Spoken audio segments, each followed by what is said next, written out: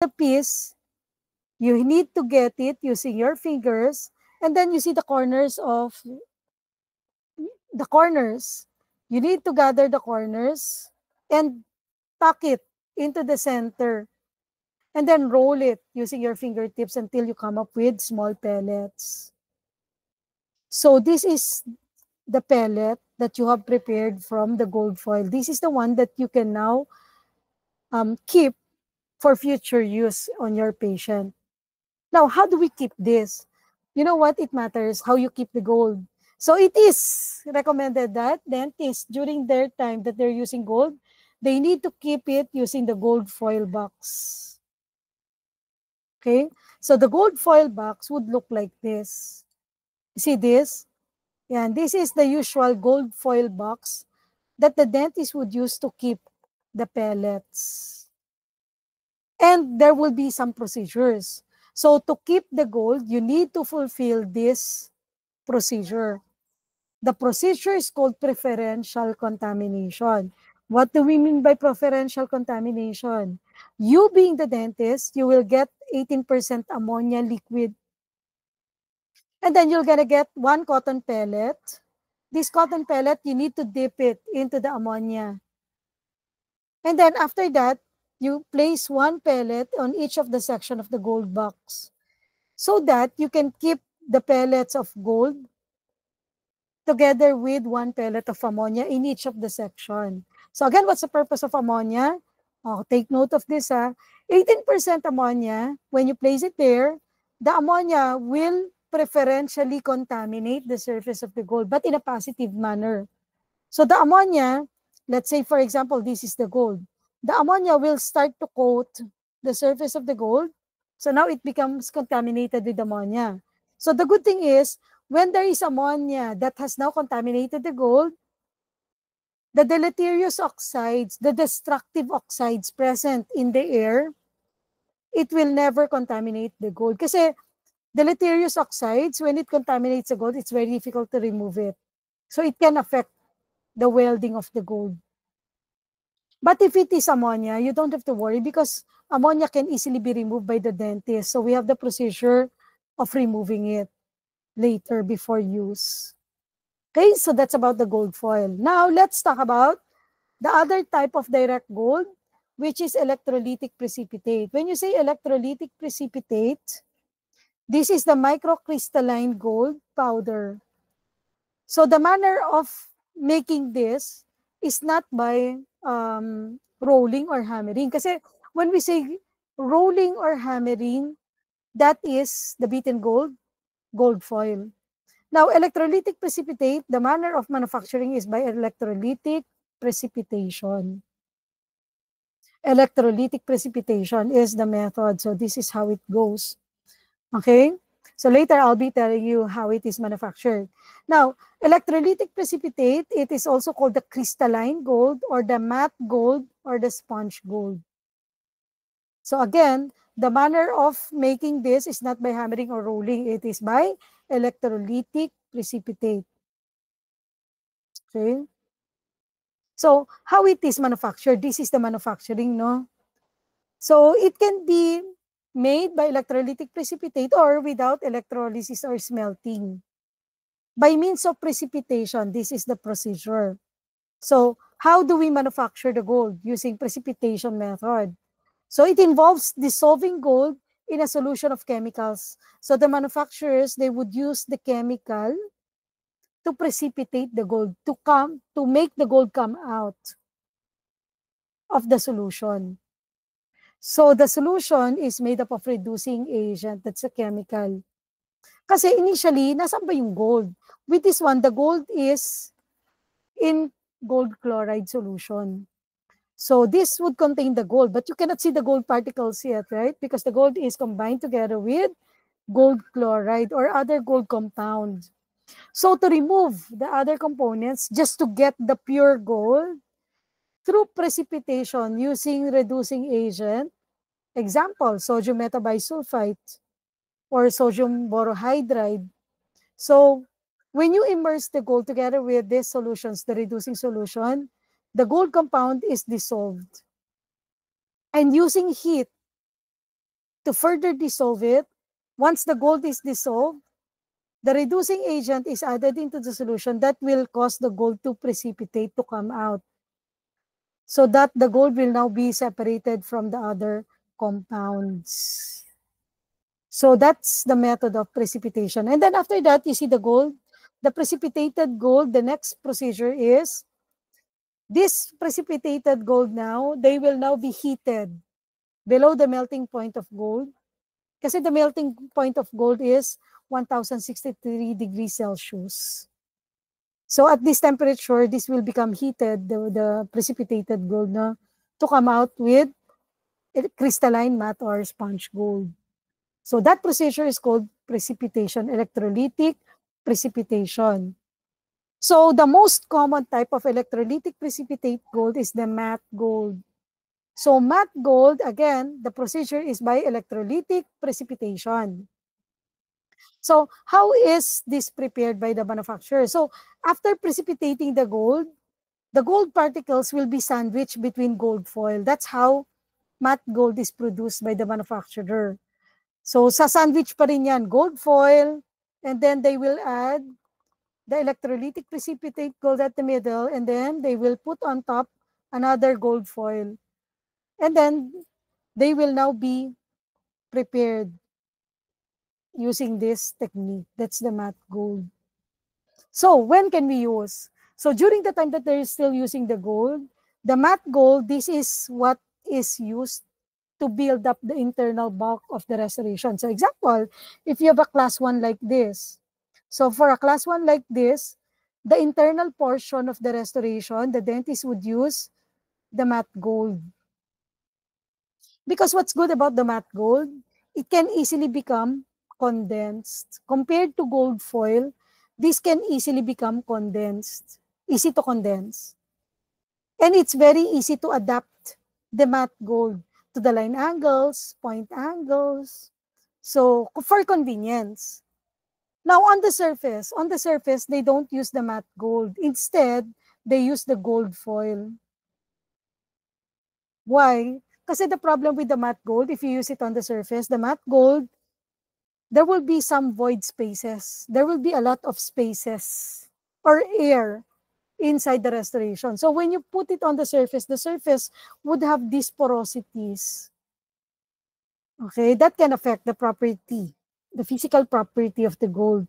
So the technique before, for the internal portion of the restoration, use the matte gold. Condense the matte gold. While on the surface, the dentist would use the gold foil. So it's always the combination, okay, during restoration.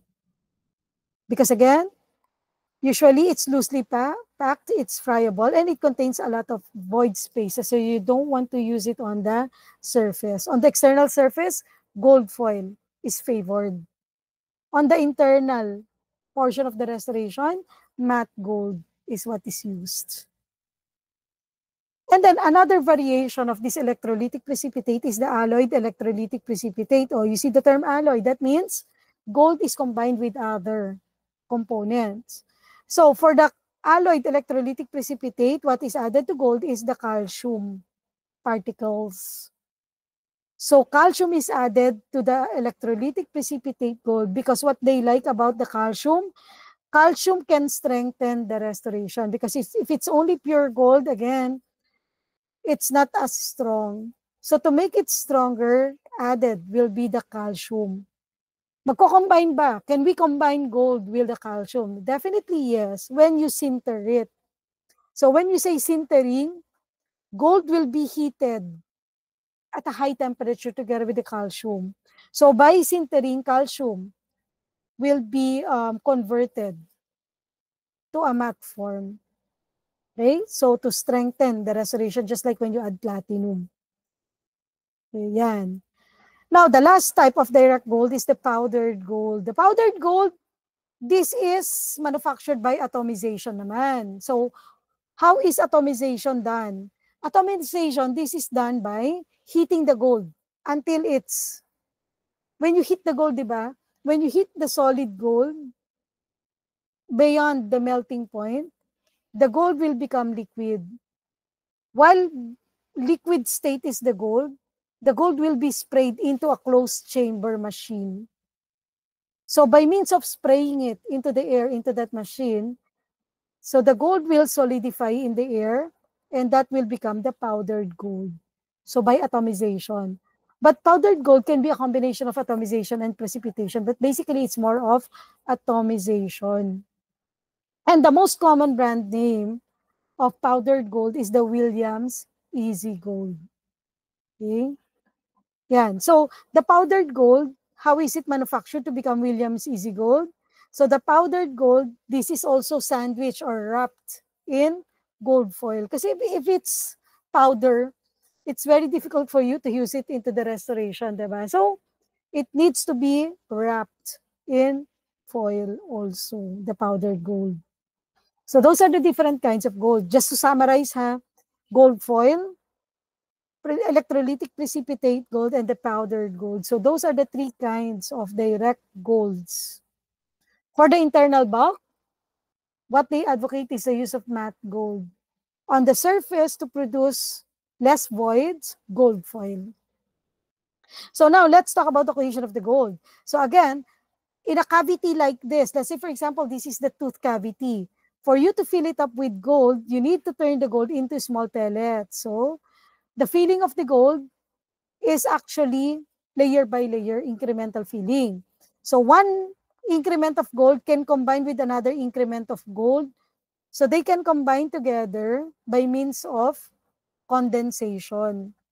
So when you condense the gold, not only you will be packing the cavity, but also condensation will enable the gold particles or the gold increments to adhere to one another. So that is the function of cohesion of the gold. So again, due to the forces of condensation, you can combine the gold. You can weld the pieces of gold together. Okay. So the welding or the combination of gold increments, it is possible. That is what is good about the gold. Because pure gold, when the gold is pure, without impurities, no, it's virtually clean. They will adhere to one another by means of metallic bonding of the gold. So it's very important for the cohesion of the gold. Again, clean must be the surfaces of the gold. So for successful cohesion of the gold must be really pure and clean before condensation. And you must apply the force, because without the force, there will be no cold welding. So let's say, for example, you choose non-cohesive gold. When you say non-cohesive gold, there will be impurities. Example, ammonia, right? So the manufacturers, they treated the surface with the ammonia. So ammonia is an impurity. Oh, what about if you use powdered gold or electrolytic precipitate? Particularly if it is powdered gold, the powdered gold particles, they are coated with wax. So wax is also an impurity. All of these impurities must be removed prior to condensation, because if there is impurity, affected will be the welding of the gold. So how do we remove? This is the procedure. So prior to condensation by the dentist would need to do the degassing or the annealing. Again, the purpose of the degassing or the annealing is to remove the different deleterious gases or impurities that is present on the gold that makes the gold non-cohesive. So to make the gold cohesive, we need to remove the impurities. And the removal of the impurities would need this procedure called degassing or annealing. So what are the different gases that we need to remove? Yan, water, sulfur dioxide, or not even gases, even water vapor, ammonia. We need to remove everything that has contaminated the gold. So the process of removing the impurities is called degassing or annealing, just before you condense into the prepared cavity. So how do we do it? Look at the picture. There are three methods of doing this. You can use ethanol flame, or you can use the electric annealer. This is an electric annealer machine. Or you can use this. This is a mica tray. You see this, there is an ethanol, but there is a tray. So the main purpose is all of these three. These three will heat the gold so to remove the surface impurity. After all, this is what degassing is all about. So degassing is involving the use of heat to remove the impurities. Again, three techniques. You can pass the gold directly over the flame using the ethanol, or you can place the increments of gold in a mica tray over the flame to heat it, or you can use the electric annealer to heat the gold on this platform. So, annealing, which is the better term? Annealing or degassing? Sabi nila, the perfect term daw is annealing. Kasi when you do the degassing or the annealing, not only you're removing the gas, but also heating the gold will produce additional internal stress relief. Or there is recrystallization that also happens. So they say, better term is the annealing. But it's okay if you want to use degassing or annealing. So now let's clarify. When do you do degassing? Can you do this way ahead of time? Let's say, for example, 1 week before the procedure, or 1 day before the procedure, or when before the patient comes to your clinic. Actually, you only do the degassing immediately before use, particularly just before you condense into the prepared cavity. So let's say after cavity preparation, you are now ready to fill the cavity. So one by one, you're gonna do the degassing. So degas one increment. After degassing, do the condensation, and then do the degassing again for another increment. So just immediately before use, that is when we do the degassing. Okay? So always ensure you do it properly, because underheating the gold, not enough is the heating of the gold. It has to be avoided, because underheating will not make the gold pure and clean. Meaning, kulang pa. It's never enough. You have not completely removed the impurities if it is underheating. Or what about if you overheat it? Overheating is also to be avoided. You know why? Because overheating this will cause the gold to become brittle. Overheating the gold becomes brittle, or it will melt. And if this happens, you cannot use this anymore. Unfortunately, you need to discard the gold. Maybe you can just turn it into jewelry. Okay, but you cannot use this for direct gold anymore. Siguro indirect gold in the laboratory, you can do it. But it's a waste of gold if you overheat it. Now, which is better? Doing this on annealer machine, or would it be better if you do it in the mica tray or ethanol? So the best answer is, whenever possible, do the degassing using the ethanol flame technique. Because when you do the ethanol flame technique, the wasting of the gold is prevented. Kasi you know how it goes?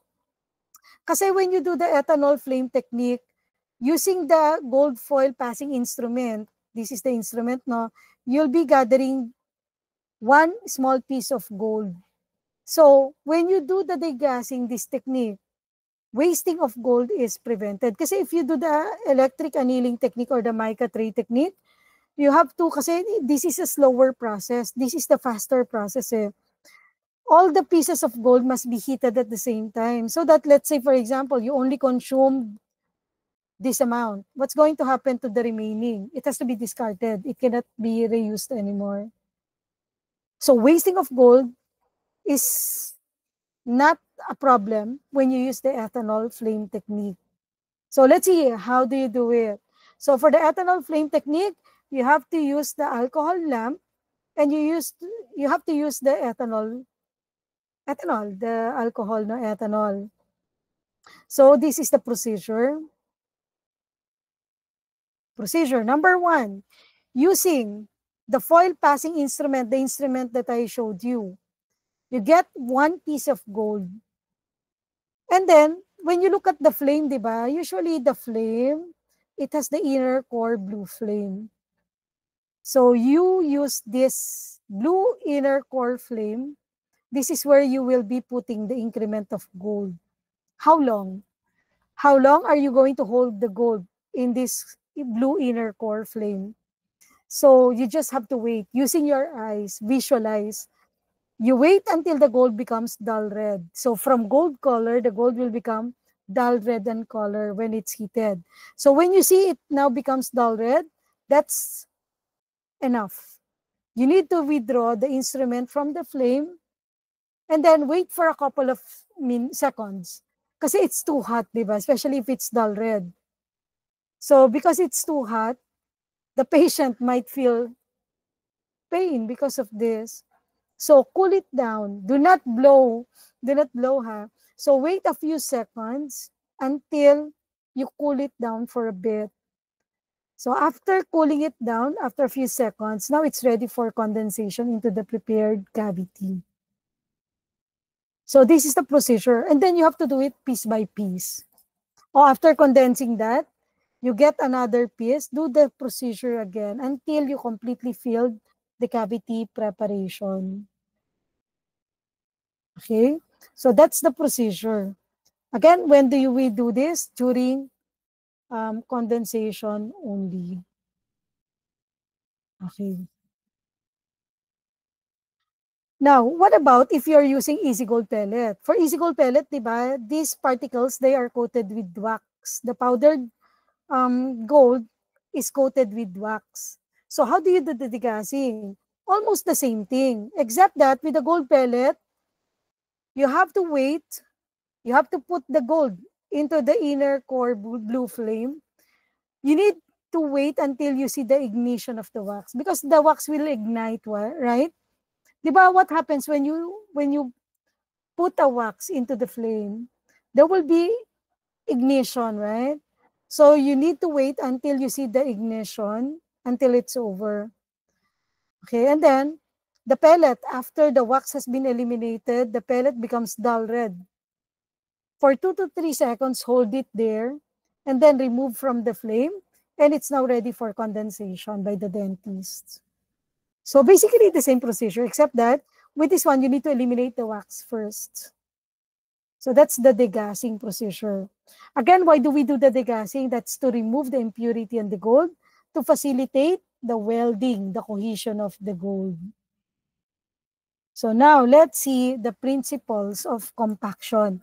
So after cavity preparation and after doing the degassing, the dentist would need to do the condensation now. So direct gold fillings must be condensed or compacted during insertion into the tooth preparation. So for gold foil and electrolytic precipitate gold, compaction takes form in the form of malleting forces. So we have the gold mallet. It's like a small hammer. Unlike in amalgam, di ba? For amalgam, what do you use? Only the plugger, di ba? Amalgam condensers. But here, aside from the condensers, we need to use the mallet because condensation of the gold would include malleting forces. So there are two ways. You can have the hand mallet wherein your assistant in the dental office will be the one to deliver the force using the hand mallet. Or you can use this automatic machine, which is called the electromallet or the pneumatic mallet. You have to plug it into the electric supply. And then automatically, the working end would have the vibration. So the vibration is the one that will condense it. You don't need the hammering force if you use pneumatic mallet machine or electromallet machine. But if you're using easy gold, the powdered gold, because it's in powder form, you don't need malleting forces. So for the powdered gold, you just have to use heavy hand pressure, just like compacting amalgam. Heavy hand pressure is the only thing that's needed. And you need to apply rocking motion on the instrument. That is to condense the gold. So this is the condenser. So there are two kinds of condenser. Hand condenser or this small condenser, which is for pneumatic hand mallet. You see this? If you're using this machine, this is the automatic malleting machine, pneumatic mallet or electric mallet. So it has this handpiece. On this handpiece, you just have to insert the tip. Okay?